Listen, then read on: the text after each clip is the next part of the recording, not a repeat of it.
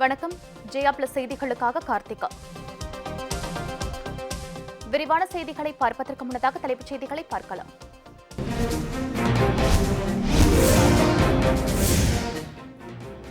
புனித ரமலான் மாதத்தில் கொரோனாவுக்கு எதிரான போரில் வெல்வோம். பிரதமர் நரேந்திர மோடி அழைப்பு.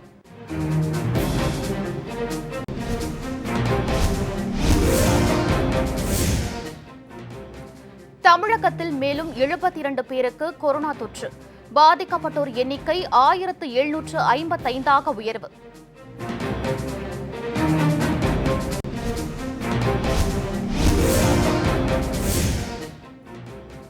இந்தியாவில் உயிர்கொல்லி கொரோனாவுக்கு பலியானோர் எண்ணிக்கை 780 அதிகரிப்பு. 24,447 பேருக்கு பாதிப்பு.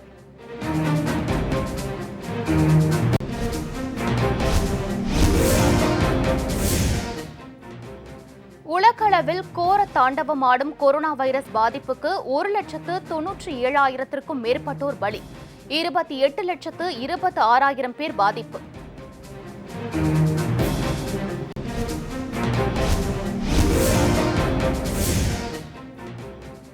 நாட்டிலேயே முதல் முறையாக குறைந்த விலையில் கொரோனா பரிசோதனை உபகரணம் தயாரிப்பு. டெல்லி ஐஐடிக்கு மத்திய அரசு பாராட்டு.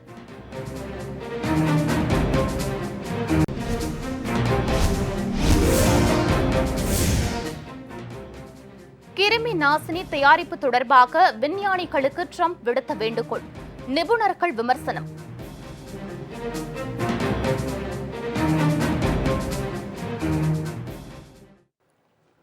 இனி விரிவான செய்திகள். புனித ரமலான் மாதத்தில் கொரோனாவுக்கு எதிரான போரில் வெல்வோம் என பிரதமர் திரு நரேந்திர மோடி தெரிவித்துள்ளார். ரமலான் மாதம் தொடங்கியுள்ளதை அடுத்து இஸ்லாமியர்களுக்கு பிரதமர் திரு மோடி வாழ்த்து கூறியுள்ளார். அவர் வெளியிட்டுள்ள டுவிட்டர் பதிவில் ஒவ்வொருவரும் பாதுகாப்புடனும் வளமுடனும் இருக்க பிரார்த்திப்பதாகவும் தெரிவித்துள்ளார். இந்த புனிதமான மாதம் கருணை, மனிதநேயம், இரக்கத்தை கொண்டுவர வேண்டும் என திரு மோடி குறிப்பிட்டுள்ளார். கொரோனாவுக்கு எதிரான போரில் வென்று ஆரோக்கியமான பூமியை உருவாக்குவோம் என்றும் பிரதமர் திரு மோடி அழைப்பு விடுத்துள்ளார்.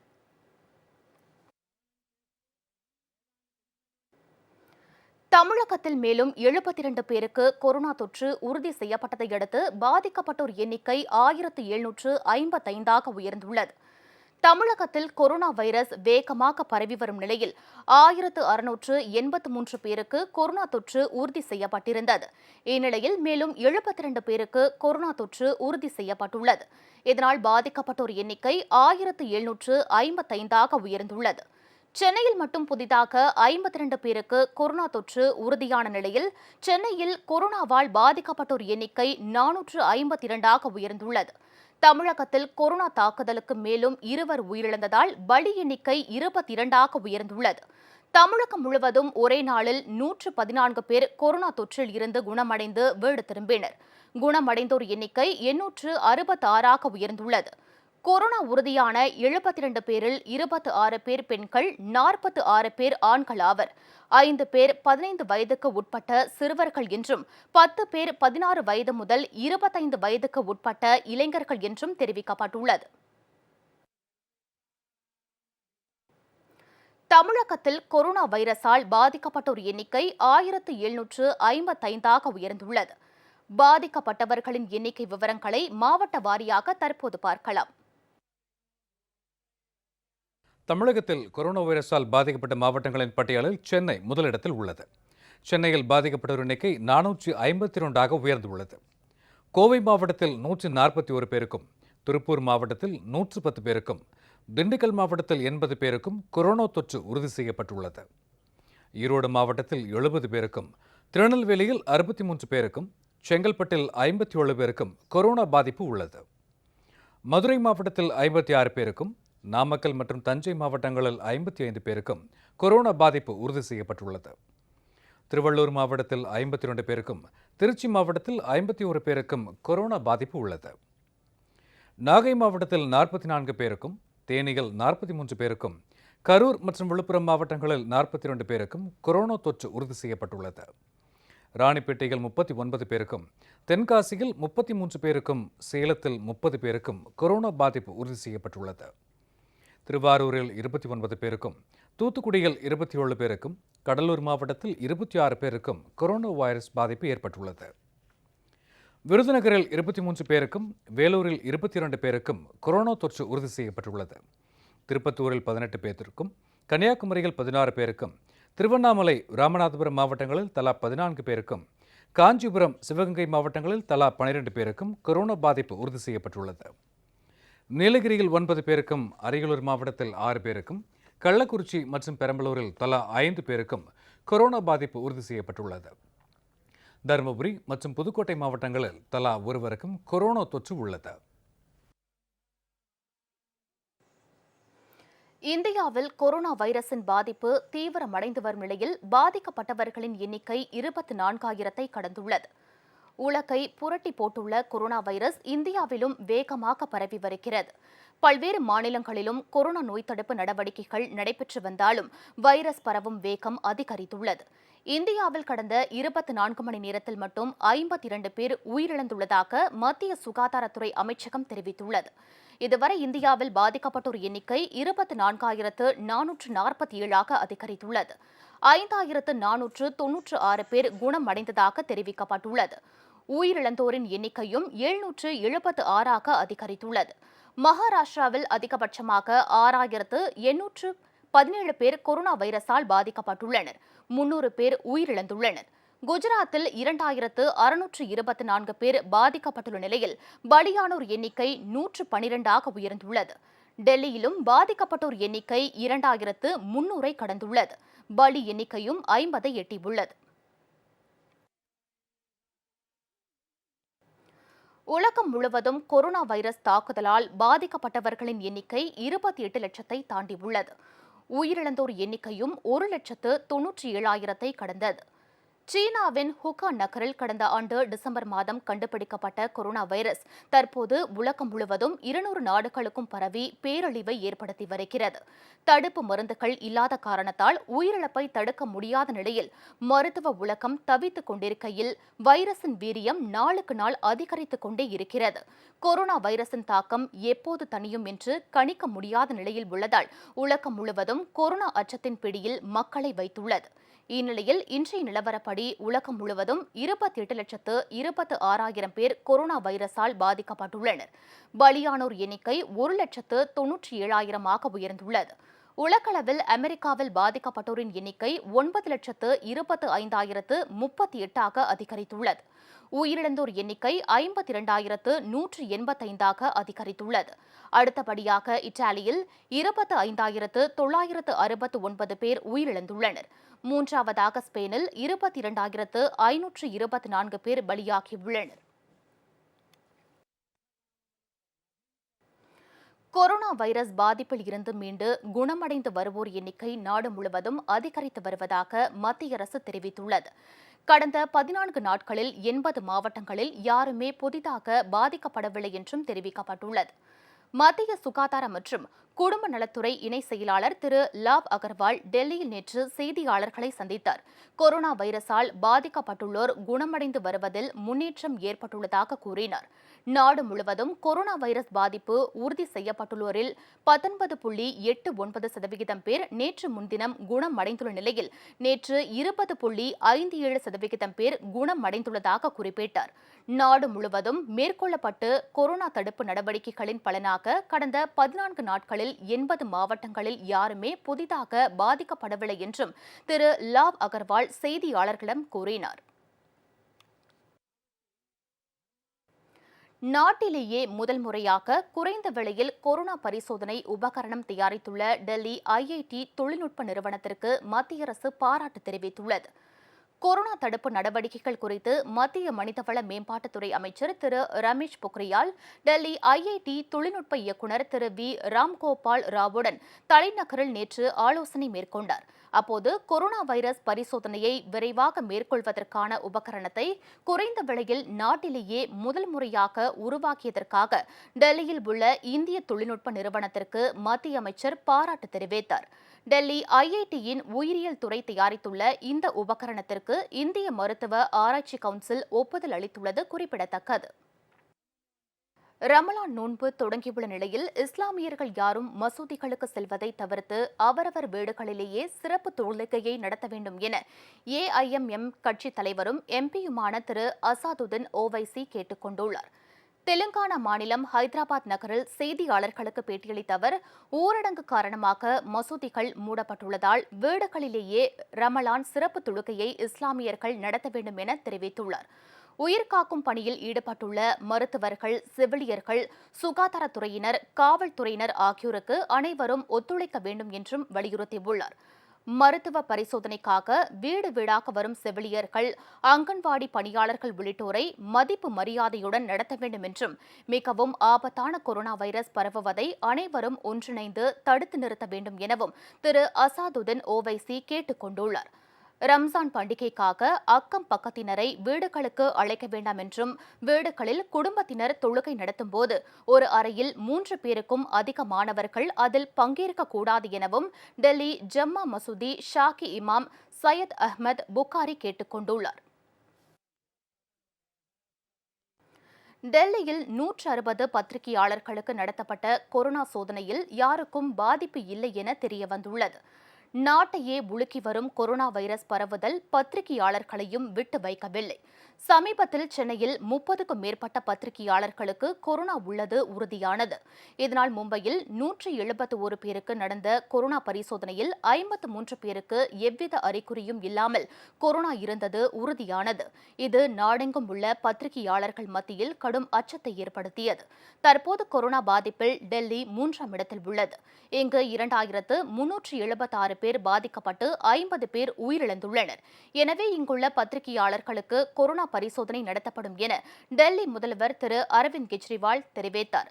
அதன் அடிப்படையில் முதல் கட்டமாக 160 பத்திரிகையாளர்களுக்கு கொரோனா பரிசோதனை மேற்கொள்ளப்பட்டது. அதன் முடிவுகள் வெளியான நிலையில் பரிசோதனை செய்யப்பட்ட 160 பத்திரிகையாளர்களில் ஒருவருக்கு கூட கொரோனா பாதிப்பு இல்லை என தெரியவந்துள்ளது. நடிகை ஜோதிகா நடிப்பில் 2D நிறுவனம் தயாரித்த பொன்மகள் வந்தாள் என்ற திரைப்படம் OTT பிளாட்ஃபார்மில் வெளிவரப்போவதாக வந்துள்ள தகவல் குறித்து தமிழ்நாடு திரையரங்க உரிமையாளர் சங்கத்தின் பொதுச் செயலாளர் திரு பன்னீர்செல்வம் அதிருப்தி தெரிவித்துள்ளார். இது தொடர்பாக அவர் வெளியிட்டுள்ள வீடியோ பதிவில், மொத்த திரை உலகமே நெருக்கடியில் இருக்கும்போது சந்தர்ப்பத்தை பயன்படுத்திக் கொண்டு நடைமுறையில் உள்ள பழக்கத்தை தகர்த்து 1000 திரையரங்க உரிமையாளர்களின் வாழ்வாதாரத்தை 2D நிறுவனம் கேள்விக்குறியாக்கி உள்ளதாக குறிப்பிட்டுள்ளார். இன்று காலை ஊடகங்களிலே ஒரு செய்தி தமிழ்நாடு திரையரங்கு உரிமையாளர்களை அதிர்ச்சியில் ஆழ்த்தியது. அதிலே பொன்மகள் வந்தாள் என்ற திரைப்படம் OTT பிளாட்பாரத்தில் விற்பனையாயிருப்பதாகவும், அது திரையரங்குக்கு வருவதற்கு முன்னே அதில் வெளியிடப்படும் என்றும் ஒரு செய்தி வந்தது. அதைக் கண்டு நாங்கள் மிகவும் அதிர்ச்சியும் வேதனையும் அடைந்தோம்.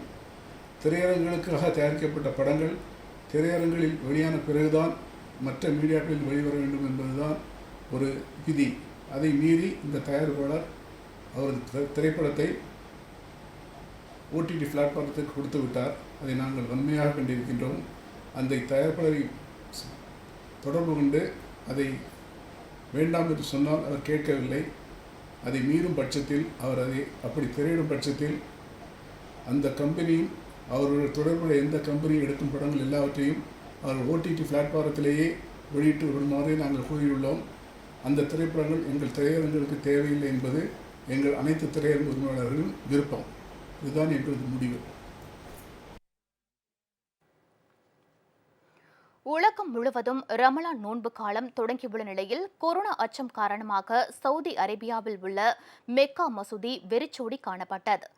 கொரோனா அச்சுறுத்தலால் உலகின் பெரும்பாலான நாடுகளில் ஊரடங்கு பிறப்பிக்கப்பட்டுள்ளது. அனைத்து வழிபாட்டு தலங்களும் மூடப்பட்டுள்ளன. வளைகுடா நாடுகளிலும் கொரோனா பரவல் அதிகரித்ததால் இஸ்லாமியர்களின் புனித தலமான மெக்கா நகரில் உம்ரா புனித பயணம் ரத்து செய்யப்பட்டது.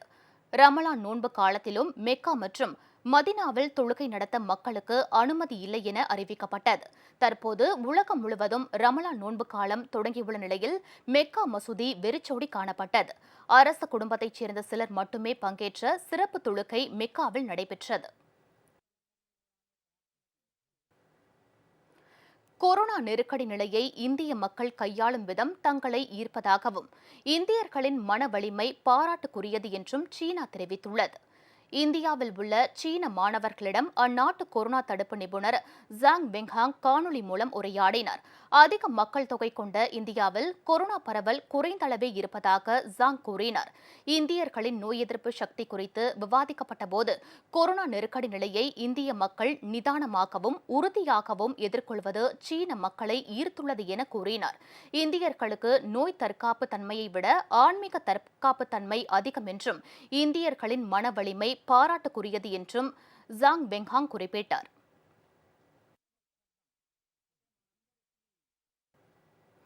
சென்னையைச் சேர்ந்த பெண் டாக்டர் உட்பட 50க்கும் மேற்பட்ட பெண்களை பாலியல் வன்கொடுமைக்கு ஆளாக்கி அவர்களை வீடியோ பதிவு செய்து மிரட்டி லட்சக்கணக்கான ரூபாயை பறித்த நபரை போலீசார் கைது செய்துள்ளனர்.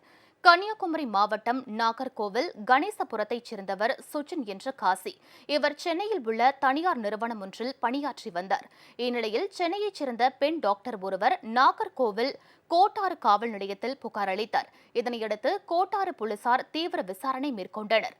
சுஜின் என்ற காசி சென்னையைச் சேர்ந்த பெண் மருத்துவர் உட்பட தமிழகத்தின் பல்வேறு பகுதிகளைச் சேர்ந்த 50க்கும் மேற்பட்ட பெண்களை சமூக வலைதளம், முகநூல் மற்றும் நேரடியாக பழகி அவர்களை மயக்கி பாலியல் வன்கொடுமைக்கு ஆளாக்கியது விசாரணையில் தெரியவந்தது. அதனை வீடியோ மற்றும் புகைப்படங்களாக எடுத்து பல பெண்களிடம் லட்சக்கணக்கான ரூபாய் பறித்துள்ளார். இதனையடுத்து போலீசார் சுஜின் மீது 9 பிரிவுகளின் கீழ் வழக்கு பதிவு செய்து கைது செய்தனர். இந்த வழக்கு தொடர்பாக மாவட்ட போலீஸ் கண்காணிப்பாளர் ஸ்ரீநாத் நேரில் சென்று விசாரணை மேற்கொண்டார். தேனி மாவட்டம் போடியில் சிகிச்சைக்காக ஆட்டோவில் சென்ற நிறைமாத கர்ப்பிணி பெண்களை உச்ச வெயிலில் நடக்கவிட்ட போலீசாரின் செயலுக்கு கண்டனங்கள் எழுந்துள்ளன. போடியில் வசிக்கும் நிறைமாத கர்ப்பிணி கார்த்திகா அவசர சிகிச்சைக்காக அரசு மருத்துவமனைக்கு ஆட்டோவில் சென்றுள்ளார். அப்போது ஆட்டோவை மறித்து கார்த்திகாவை இறக்கிவிட்ட போலீசார் ஆட்டோ ஓட்டுநர் மீது வழக்கு பதிவு செய்து ஆட்டோவை பறிமுதல் செய்தனர். இதனால் மனவேதனை அடைந்த கார்த்திகா காவல் நிலையத்திற்கு சென்று அவசர நேரத்தில் தனக்கு உதவிய ஆட்டோ ஓட்டுநரையும் ஆட்டோவையும் விடுவிக்கும்படி போராட்டத்தில் ஈடுபட்டார். இதையடுத்து போலீசார் அவரை சமரசம் செய்து அனுப்பி வைத்தனர். ஜிஹெச்சுக்கு நான் போனேன். இந்த ஒரு ஆட்டோவில் பக்கத்து வீட்டுக்காரங்க ஆட்டோவில் தான் முரளி இருந்தாங்க. அந்த அண்ணன் ஆட்டோவில் தான் போனோம். போயிட்டு அங்கே டெஸ்ட் எடுக்கிறதுக்கு நார்மல் ஓபி முடிச்சு தான் எடுப்பேன்ட்டாங்க. திரும்ப எனக்கு டெஸ்ட் எடுக்க முடிச்சதும் இப்போ ரிட்டர்ன் வர்றதுக்கு இந்த அண்ணனை கால் பண்ணேன். இப்போ வரும்போது பிடிச்சிக்கிட்டாங்க அந்த அண்ணனை. ஆட்டோ சீஸ் பண்ணி வச்சுக்கிட்டாங்க. நாங்க ஜிஹெச்ல இருந்து நடந்தே தான் வரோம் ஸ்டேஷனுக்கு. ஜிஹெச்ல இருந்து இப்ப இந்த அண்ணன் ஆட்டோ வராததுனால இப்ப எனக்கு வந்து இன்னும் 2 டேஸ்ல எனக்கு டெலிவரி ஆக போகுது. ஜிஹெச்ல இருந்து நான் இந்த ஸ்டேஷன் வரைக்கும் நான் நடந்தே தான் வந்திருக்கேன். எங்களால பிள்ளைக்கு வயிற்று பிள்ளைக்காரியை கூட்டு போக முடியல. இப்ப எனக்கு இன்னும் 2 டேஸ்ல டெலிவரி. நான் ஜிஹெச்ல இருந்து இங்க ஸ்டேஷன் வந்து வெயிட் பண்ணி பேசிட்டு போறேன். நடந்தே தான் வந்திருக்கேன். இப்ப பிரெக்னன்சி லேடிக்கு கூட இந்த மாதிரி ஆஃபர் பண்ணலன்னா எப்படி? இதேபோல் அபர்ணா என்ற கர்ப்பிணியை மருத்துவமனைக்கு அழைத்து சென்ற ஆட்டோ ஓட்டுநரையும் போலீசார் காவல் நிலையத்திற்கு அழைத்து சென்றனர்.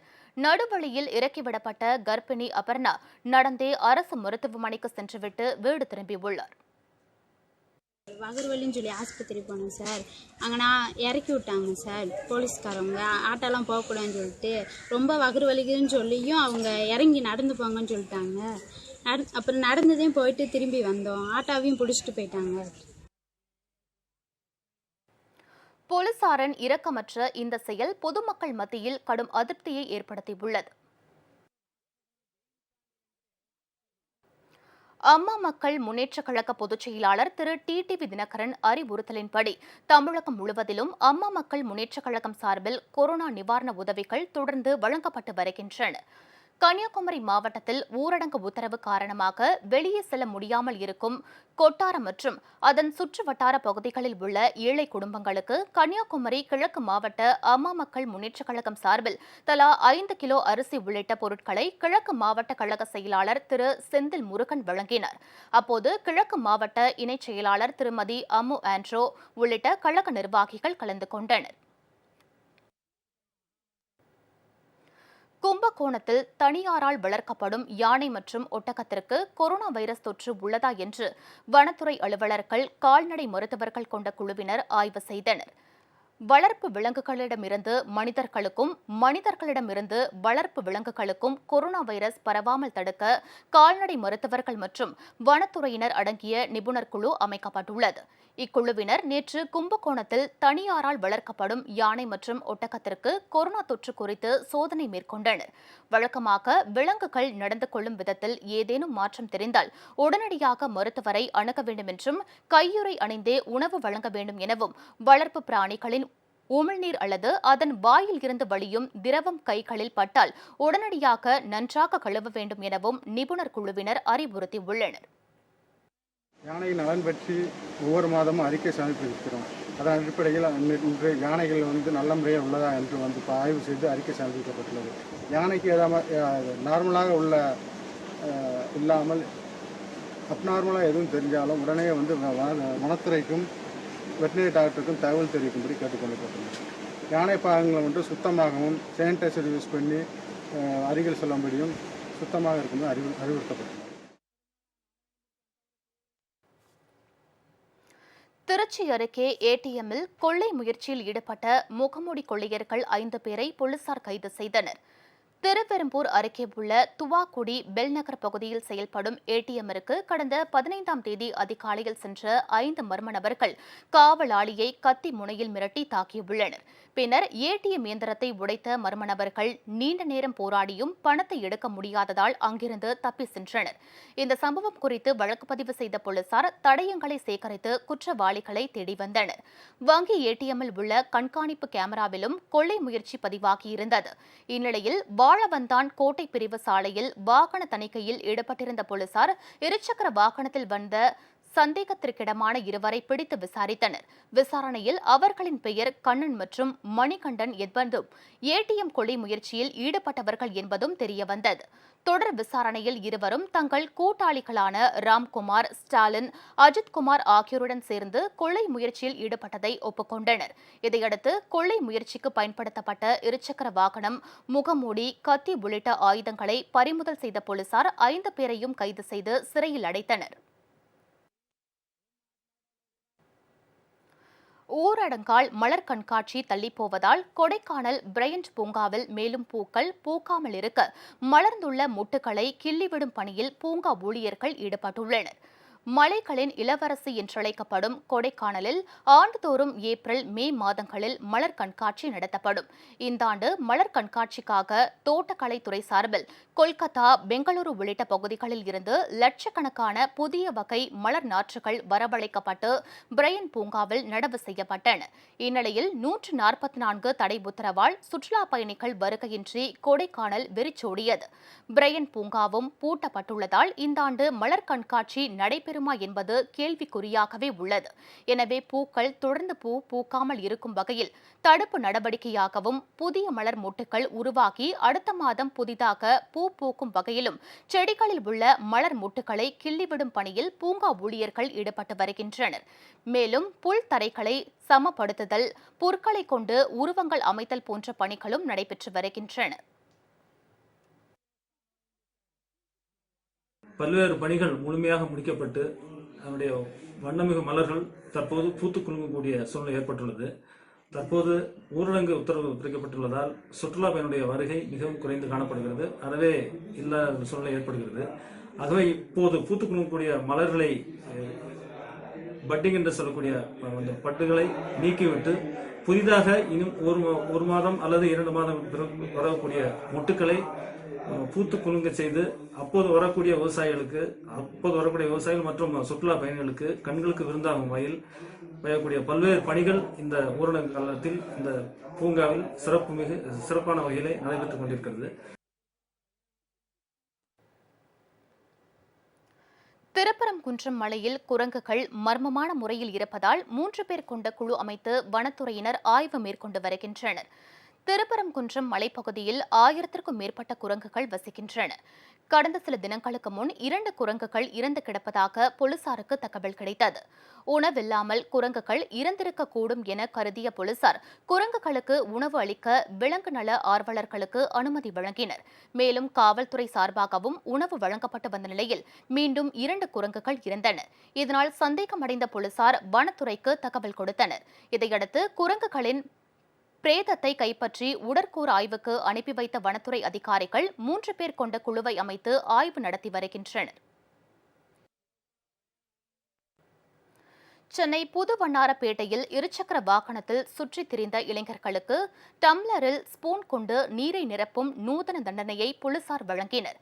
சென்னை புது வண்ணாரப்பேட்டையில் கிராஸ் ரோடு சந்திப்பில் போலீசார் தீவிர கண்காணிப்பில் ஈடுபட்டிருந்தனர்.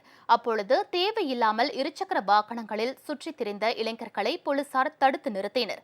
பின்னர் அந்த இளைஞர்களிடம் ஒரு கண்ணாடி டம்ளரில் தண்ணீர் நிரப்பி அதில் இருந்து 16 மீட்டர் இடைவெளியில் காலி கண்ணாடி டம்ளர் வைத்து அதில் ஸ்பூன் மூலம் தண்ணீரை நடந்து சென்று நிரப்ப உத்தரவிட்டு தண்டனை வழங்கினர்.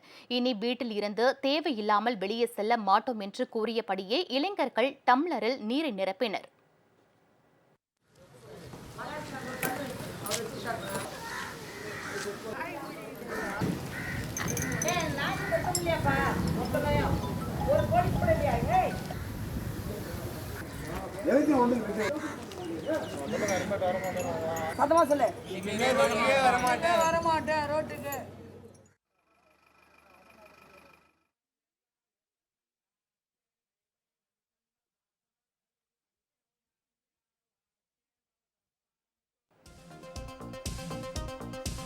செய்திகள் நிறைவடைந்தன. அடுத்தடுத்த நிகழ்வுகளுக்கு தொடர்ந்து பாருங்கள் ஜெயா பிளஸ் செய்தி சேனலை.